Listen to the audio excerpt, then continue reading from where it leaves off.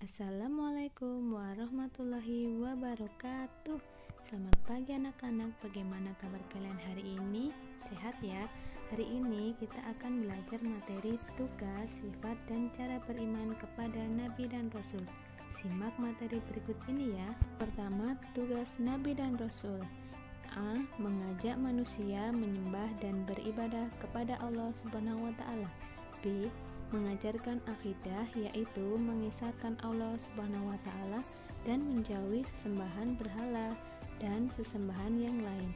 C. Mengajarkan agar hidup berakhlak mulia. D. Mencerdaskan umatnya agar menjadi pandai. E. Menyampaikan kabar gembira dan peringatan. F. Mengajarkan hidup bermasyarakat. Yang kedua, sifat Nabi dan Rasul. Nah, Nabi dan Rasul itu mempunyai 3 sifat ya. Yang pertama kita bahas sifat wajib dulu. Sifat wajib bagi Rasul artinya sifat yang harus dimiliki oleh seorang Rasul. Sifat wajib bagi Rasul ada 4, yaitu yang pertama siddiq, artinya jujur atau berkata benar. Seorang Rasul tidak pernah berbohong. Contoh perilaku siddiq Rasulullah bukan hanya perkataannya yang benar, tetapi beliau bersikap jujur juga saat berdakwah. Tidak pernah Rasul menambah atau mengurangi wahyu yang diterimanya.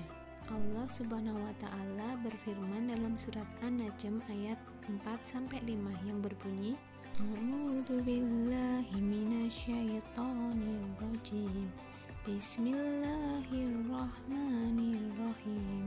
In huwa illa wahyu yuha, 'allamahu syadidul quwa. Yang artinya tidak lain Al-Quran itu adalah wahyu yang diwahyukan kepadanya, yang diajarkan kepadanya oleh Jibril yang sangat kuat.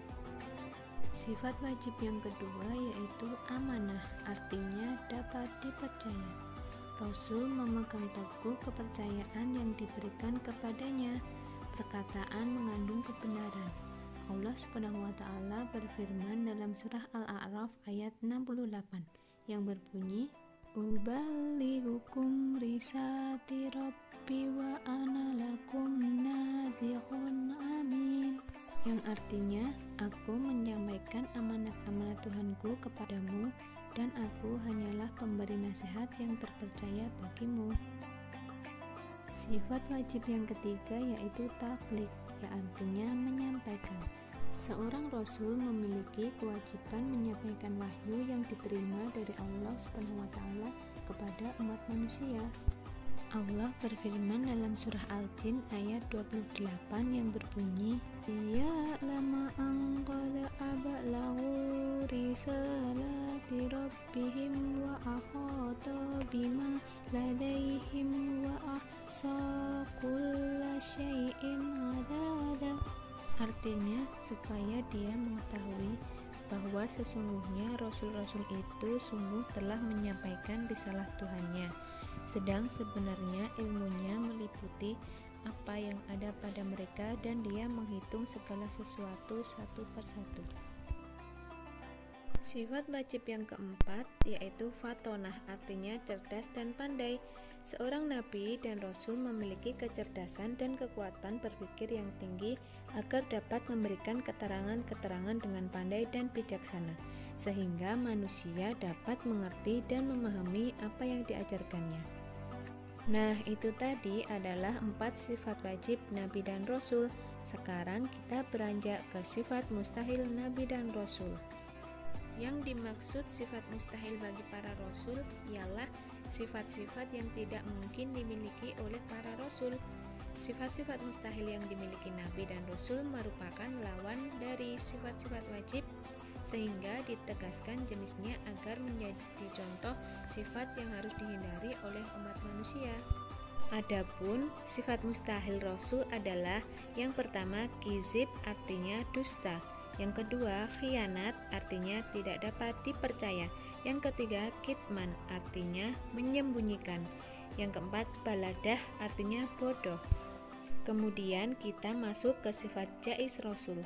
para nabi dan juga rasul utusan Allah Subhanahu wa taala juga memiliki satu sifat yang dinamakan dengan sifat jaiz.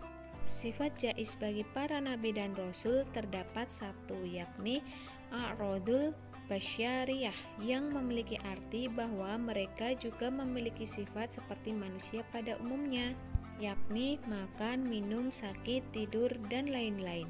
Selain mengetahui tugas dan sifat-sifatnya, sebagai seorang muslim kita harus mencintai dan mengimani nabi dan rasul. Adapun cara beriman kepada nabi dan rasul adalah sebagai berikut. Yang pertama, mengetahui riwayat kehidupan dan ajaran yang dibawanya. Yang kedua, membenarkan berita yang disampaikan para rasul. Yang ketiga, mengamalkan syariat yang dibawanya. Yang keempat, mencintai dan membela para rasul. Yang kelima, meneladani akhlaknya. Yang keenam, menghidupkan sunnah rasul. Yang ketujuh, memperbanyak membaca salawat atas Nabi Muhammad SAW. Sikap jujur sebagai implementasi dari iman kepada Nabi dan Rasul Allah SWT. Yang pertama, jujur dalam niatnya atau kehendaknya. Yang kedua, jujur dalam ucapan. Yang ketiga, jujur dalam perbuatan. Yang keempat, jujur dalam janji. Dan yang kelima, jujur sesuai kenyataan.